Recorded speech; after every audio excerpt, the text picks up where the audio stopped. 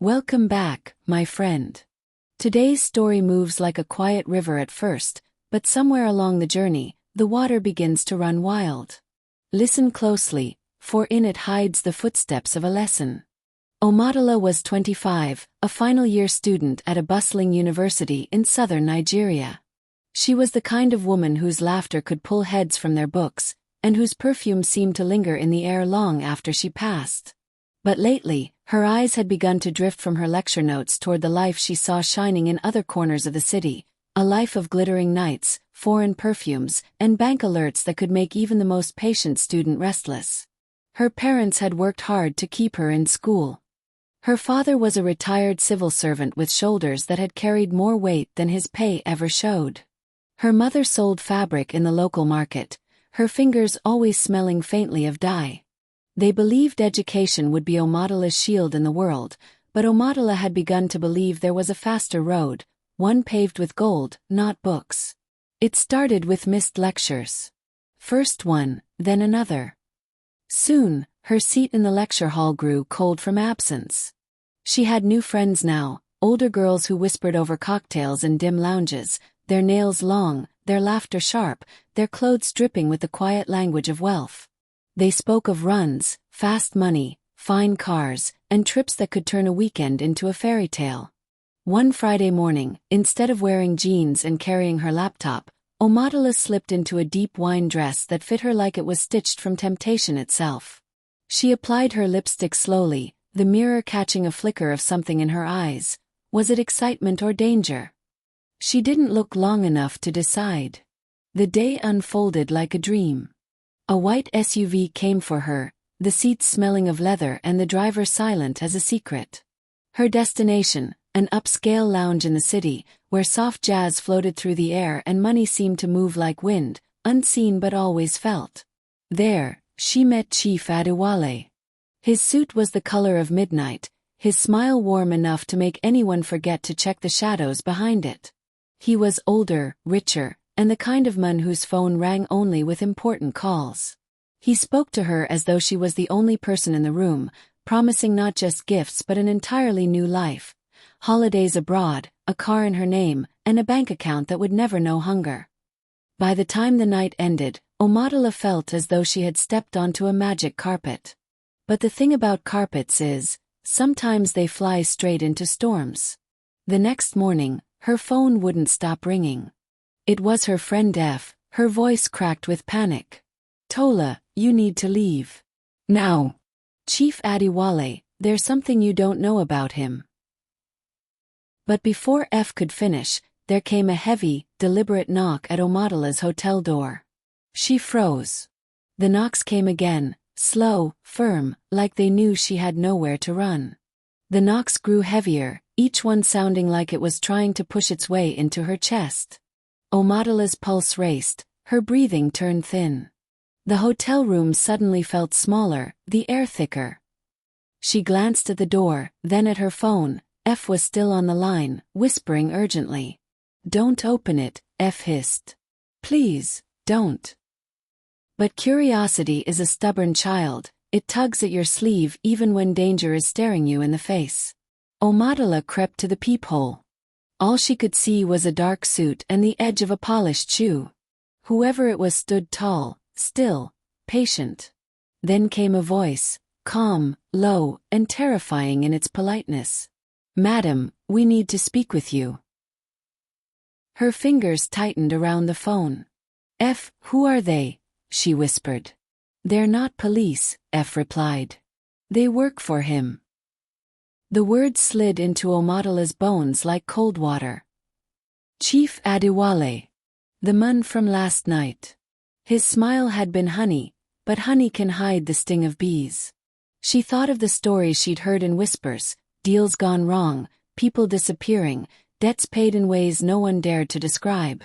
The knocks came again, sharper this time. "Madam Omotola," the voice called, "it will be better if you open the door." She stepped back, her mind spinning. Her bag was on the bed. Her laptop.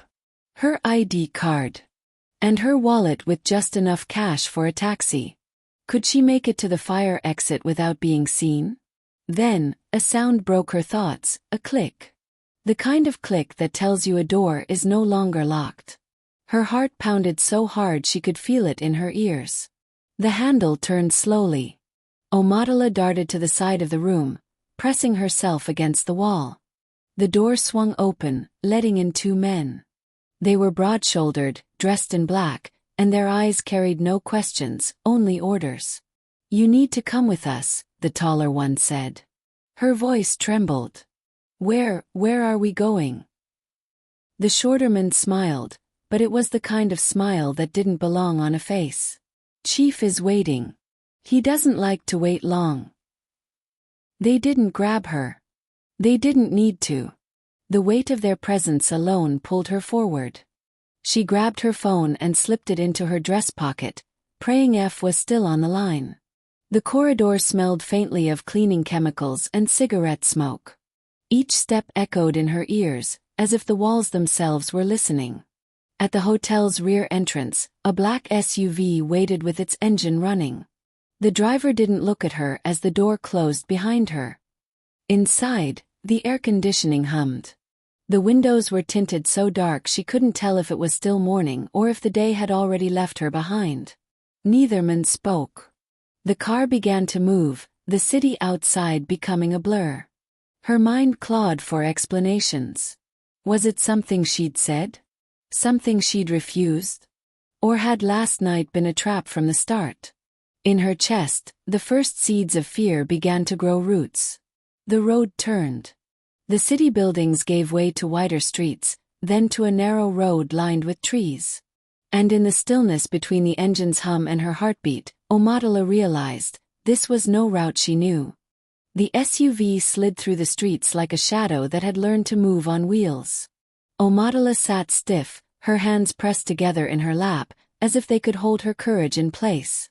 The men flanking her remained silent, their eyes fixed ahead. Even the hum of the engine seemed to speak in whispers. Minutes passed. The city's noise faded. The sharp calls of street hawkers, the impatient honks of taxis, the clatter of daily life, gone. All that remained was the low growl of the SUV and the rustle of wind against tinted glass. Omotola's phone was still in her pocket, the call with F long gone. She thought about dialing again, but the thought of the men noticing made her freeze. Her mother's voice floated into her mind, the one she used when she sensed trouble brewing. A goat does not grow beards before its owner knows. They turned onto a narrow road, thick trees arching above like they were trying to keep secrets from the sky. The air outside looked heavier, slower, like it had been holding its breath for years. Finally, the SUV stopped in front of a gated compound. The gates were tall, painted black, and so clean they reflected bits of the cloudy sky. A guard in camouflage opened them, his face unreadable. Inside, the compound was quiet. Too quiet. The driveway curved through a manicured lawn, ending in front of a cream-colored mansion with tall glass doors. As Omotola stepped out of the car, she felt the weight of invisible eyes pressing against her skin. The shorter man led the way, the taller one following close behind her. The mansion's interior was cold, not from the air conditioning, but from something deeper. The marble floors reflected the light in sharp slivers, and the walls held paintings that seemed to watch her as she moved. They stopped in a wide sitting room. At its center was a long glass table, and at the far end sat Chief Adewale. He was dressed in a crisp white kaftan, his wrists heavy with gold bracelets. His smile was exactly as she remembered, warm, polished, and dangerous. "Omotola," he said, his voice soft, almost tender. "You left without saying goodbye. That is not polite." She swallowed hard. I didn't know I was expected to." He raised a hand, cutting her off with a gesture that carried more weight than words. "I like you," he said. "I see potential in you. But potential must be shaped. And shaping requires discipline." A silence stretched between them. She could hear the faint ticking of a clock somewhere in the room. "I have a job for you," he continued. "A small one. You do it, and you will never need to worry about money again. Omadala's stomach nodded. What kind of job? The chief leaned back in his chair, his smile never slipping. Let's call it an introduction. You will meet someone for me. You will be pleasant. You will listen. And you will not ask questions. Her pulse quickened. Everything in her wanted to refuse, but the way his eyes held hers told her there was no safe way to say no. Somewhere deep inside, a voice whispered that this was the moment, the thin line between choice and trap. And she had just stepped over it. The chief's words sat in the air like smoke that refused to clear. Omadala's lips parted to speak, but the taller man behind her rested a hand on her shoulder. Firm, steady, and not entirely friendly. Chief Adewale rose from his seat, his gold bracelets catching the light like small suns. You'll leave now, he said. My driver will take you. Wear something beautiful. The kind that makes people remember you. Omadala forced a nod. Her voice had gone missing somewhere between his command and the thud of her own heartbeat. The men guided her back to the SUV, the compound gates closing behind them with a metallic sigh. The drive was shorter this time. The city returned, its noise, its heat, its restless spirit. But she noticed something. Northwest one on the street looked at the SUV. It was as if the tinted glass made it invisible. Or maybe, people had learned not to see what might bring them trouble. They stopped in front of a tall building with mirrored windows. Inside, the air smelled faintly of expensive perfume and quiet power. The lift took them to the 12th floor, where the carpet was so soft it felt like it was swallowing her footsteps. At the end of the corridor, a door stood open. Inside, the room glowed with warm light. A man in his 50s sat by the window, his suit sharp, his hair flecked with gray. He turned as they entered, his eyes sweeping over Omadala in a way that made her skin prickle. This is her? He asked. Yes, Chief's driver replied. The chief says she is agreeable. Omadala's mouth went dry. The man's smile was polite, but it didn't reach his eyes. He gestured to the chair across from him. Sit. The conversation that followed was nothing and everything at once. They spoke of travel, of art, of how the city had changed over the years. Yet under every word was something unspoken, a current pulling in a direction she couldn't see but could feel. At one point, the man leaned in. You're very beautiful, Omadala. And beauty is a currency, but it is also a debt. Use it wisely, or it will use you. The words hit her like a drop of cold water, and for a moment, she wondered if it was a warning or a promise. The meeting ended without ceremony. The driver was waiting outside. As they rode back through the city, Omadala caught her reflection in the dark glass, dressed perfectly, sitting still, but with eyes that no longer belonged to a university student. When they returned to the chief's compound, he was waiting in the same chair, as if he had never moved. You did well, he said, his voice carrying a weight that could be mistaken for praise. There will be more.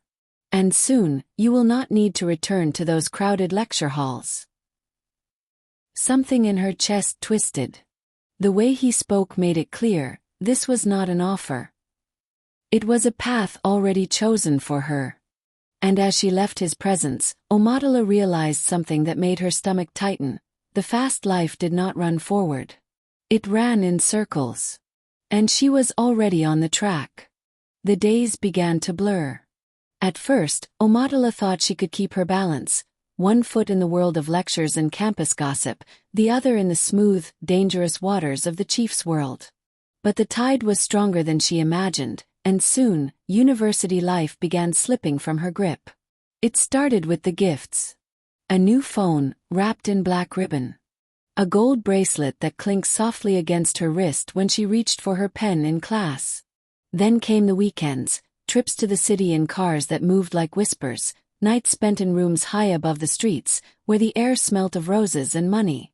The chief's calls were never requests, they were instructions. Be ready in an hour. Wear the blue dress I sent. Smile for him, but don't talk too much." And she obeyed, because somewhere in the way he spoke was the silent warning that people who said no did not stay around long enough to tell their stories. One evening, she sat in his mansion's sitting room, waiting. The marble floor reflected the light from the crystal chandelier, making the whole place look like it was standing on ice. The shorter man, always silent, always watching, entered and handed her a small envelope. "Tickets," he said simply. Inside were 2 boarding passes to Johannesburg, and a neatly folded note in the chief's handwriting. 3 days. You'll meet someone important. Don't be afraid." Her chest tightened. She wanted to ask what the meeting was for, but the look on the man's face told her that curiosity was a fragile thing here. The trip was a blur of airports, black cars, and hotel rooms with curtains that never opened fully. She met faces she didn't know, shook hands with people whose eyes measured her the way traders measure gold. Some smiled too long, others didn't smile at all. The chief was always near, but never near enough for her to feel safe. On the 3rd night, she found herself on a balcony overlooking the city lights, a drink in her hand she hadn't asked for. The air was cold, biting her skin through the silk dress. Somewhere inside, music played, but it sounded far away. The man she had been introduced to earlier in the evening, a tall, thin stranger with eyes like polished stone, stepped onto the balcony. "You're with Adewale," he said, not as a question. She nodded, unsure what to say. His gaze swept over her once, then returned to the city view. "You're young," he murmured. "Do you know what that means in his world?" She hesitated. "Opportunity." A faint smile touched his lips, but it was empty. "It means you can disappear without noise." Her heart skipped. She set the glass down, her fingers trembling. The man walked away without another word, leaving her with a view of the city that suddenly felt like a cage without bars. When she returned to Nigeria 2 days later, the chief was waiting for her. His smile was warm, but his eyes, they had the glint of someone who had decided her place in his world. And it was clear, leaving was no longer her choice to make. Omotola returned to Nigeria with a heaviness in her chest, like she had carried something back from Johannesburg that no airport scanner could detect. The chief's men collected her from the airport and drove her straight to the mansion. He was waiting in his sitting room, dressed in a dark blue kaftan, his bracelets catching the light like trap suns. The moment she entered, he studied her face as though reading a message only he could see. "You did well," he said, motioning for her to sit. "The man you met, he is an ally. His trust is valuable to me. And now, because of you, I have it." Omotola nodded, but her stomach twisted. Something about that trust felt wrong. The chief leaned forward, his voice low. "I deal in things you cannot yet understand. Information, influence, favors, the kind that can shift entire governments. You will not ask me questions, because you are safer not knowing the answers." Her skin prickled. "But you, Omotola," he continued, "you have something that opens doors faster than money. Beauty. Presence. Youth. When I place you in a room, people listen differently." She felt her throat tighten. "And if I refuse?" The chief's smile didn't fade, but his eyes sharpened. "Refusal is a luxury for people who can afford to disappear." The room seemed to shrink. She realized then that every gift, every trip, every glittering night had been a link in a chain she had not noticed being built around her. That night, she lay in one of the mansion's guest rooms, staring at the ceiling. The voices from Johannesburg haunted her, especially the stranger's warning, "You can disappear without noise." By morning, she decided she needed answers, quiet ones. While the mansion still slept, she wandered through the halls, her bare feet silent on the marble. She passed closed doors, each one holding secrets she dared not open. But at the end of one corridor, she heard muffled voices. She pressed herself against the wall and listened. It was the chief's voice, low and steady, speaking to someone on the phone. "The shipment will move tonight. Our friend in the customs office has already cleared it. Yes, she played her part well. They trust her now. Omatola's blood ran cold. Shipment. Customs. Played her part. She stepped back, her mind racing. She had thought she was just arm candy, something pretty to show off.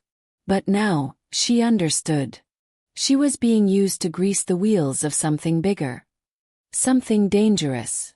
Before she could move away, a shadow fell over her. The shorterman stood there, watching her with eyes that seemed to pierce through skin and into thought. "You shouldn't be here," he said quietly. She forced a smile. "I was looking for the kitchen." His gaze lingered for a long moment before he stepped aside. "Go back to your room." And as she walked away, Omotola knew that whatever was happening, she was already too deep to walk out untouched. The city felt colder that week, not because of the weather, but because Omotola's laughter had lost its warmth. She still dressed the part, heels clicking on marble floors, dresses that shimmered like sunlight on water, but her eyes had started asking questions her mouth was too scared to form. Chief Adewale had been absent for days, his phone calls short and his smiles, when they came, painted on like cheap gloss. The mansion's walls felt taller, the corridors longer. There were whispers between the maids. Whispers that stopped when she walked in. One evening, he came back, smelling faintly of strange perfume. He carried a small box in his hand, wrapped in gold paper. "For you," he said, his voice smooth but colder than the glass of iced wine on the table. Inside was a necklace, diamonds so clear they caught every light in the room. She almost gasped, but something in the way he looked at her kept her lips shut. His eyes didn't ask her to be happy. They demanded it. "You're my queen, Omotola," he murmured. "And queens don't question kings." That night, she lay awake in the vast bed, the necklace heavy on her neck like a chain. Her phone buzzed, an unknown number. She hesitated, then picked up. "Leave while you still can," a woman's voice whispered. It was sharp, urgent, trembling. "He doesn't love you. You're a game to him. Don't let him finish it." Omotola sat up, heart racing. Who is this? But the line had gone dead. The next morning, Chief Adewale's driver announced a trip. "The chief wants you ready in an hour. No luggage." The city outside the car window blurred as they drove. Omotola's hands stayed clasped together, her reflection in the glass staring back with wide, restless eyes. She didn't know where they were going. But for the first time, she knew she wasn't safe. The road curved into places where the city's laughter could no longer reach. Tall trees replaced street lamps, and the air grew heavier. Omotola's skin prickled, every instinct told her to ask questions, but her voice stayed trapped in her chest. The car finally stopped before a large, gated compound. Not the chief's mansion, this one was older, quieter, the kind of place that swallowed secrets whole. The gate creaked open, and the SUV rolled inside. Chief Adewale stood waiting in the courtyard, dressed in white that glowed faintly under the moonlight. His smile was too wide. "Welcome," he said. "Tonight, you'll see the truth." Two men in black appeared behind her. They weren't holding weapons, but their presence was heavy, unshakable. One motioned for her to follow. Her heels clicked against the stone floor as they led her into a candlelit hall. The air smelled of burning herbs, sweet and bitter at the same time. Masks hung on the walls, their carved eyes watching. In the center of the room, a mat lay on the floor, surrounded by bowls filled with red powder and something darker. A woman sat cross-legged on the mat, her head wrapped in deep crimson cloth. She didn't look up, but her voice slithered through the room. "You brought her," she said. Chief Adewale stepped forward. "She is ready." Omotola's pulse pounded. Ready for what? The woman finally looked at her. Her eyes were like still water, deep, cold, and knowing. "For the binding," she whispered. "Once you take his gift tonight, you will never leave him." Your soul will drink from his hand, and his alone. Omadala's breath caught. She looked at Adewale, searching for any trace of the man who once promised her dreams. All she found was a shadow. Omadala's throat tightened as the crimson-wrapped woman gestured for her to sit on the mat. She hesitated, but two firm hands pressed gently on her shoulders, guiding her down. The floor felt cold, as if the stone had been storing whispers for centuries. Chief Adewale knelt beside her, his voice soft but laced with something sharp. You will be mine completely after tonight. And your mother, she will live long enough to bless your children. Her heart twisted. This was why she came, wasn't it? To save Mama. Yet every flicker of the candle seemed to warn her that salvation had teeth. The woman in crimson reached into one of the bowls and drew a line of red powder across Omadala's forehead. You must speak no fear. Only your consent will open the gate. Omadala's lips trembled. And if I don't consent? The woman smiled, a slow, sorrowful smile. Then your mother's breath will fade before the next moonrise. The room seemed to lean closer. The carved masks glimmered in the firelight, their hollow eyes waiting. Chief Adewale held out a golden cup filled with a thick, dark liquid. It smelled of honey and smoke, but underneath, there was something metallic, something like blood. Drink, he commanded. Her fingers curled, nails biting into her palm.